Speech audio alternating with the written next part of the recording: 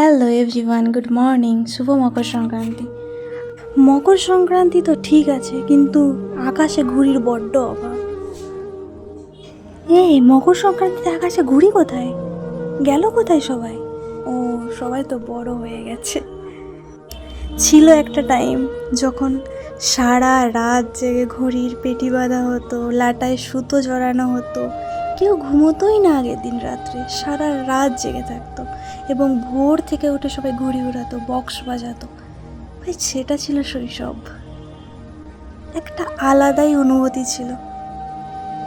সকাল সকাল মা পিঠে আনতো, ব্রেকফাস্ট খেয়ে আবার সেই ঘুড়ি উড়ানো, খাওয়া নাওয়া ভুলে একদম যতক্ষণ না সূর্য মামা ডুব দিচ্ছে ততক্ষণ ঘুড়ি উড়ানো, মায়ের বকাঝকা খেয়ে যা হোক করে একটুখানি খেয়ে আবার ঘুড়ি উড়ানো, ঘুড়ি কাটার পর সেই চিৎকার এবং নিজের ঘড়িটা যখন কেটে যেত সেই মন খারাপের মুহূর্ত, হয়তো এই ফিলিংসগুলো আর ফিরে আসবে না।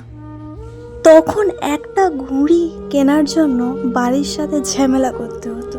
এখন সেই মানুষটাই একটা কেন, সে 1000টা ঘুড়ি কেনার তার মধ্যে ক্ষমতা আছে, কিন্তু সেই ঘড়ি ওড়ানোর সময়টা তার কাছে নেই।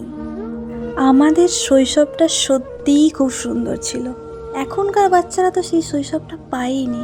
তারা এখন প্রত্যেকটা বাচ্চা ফোনে অ্যাডিক্টেড, তাই সেই শৈশবটা তারা উপভোগ করতে পায়নি আর ভবিষ্যতেও পাবে না, যেভাবে ফোনে অ্যাডিক্টেড হচ্ছে বাচ্চারা।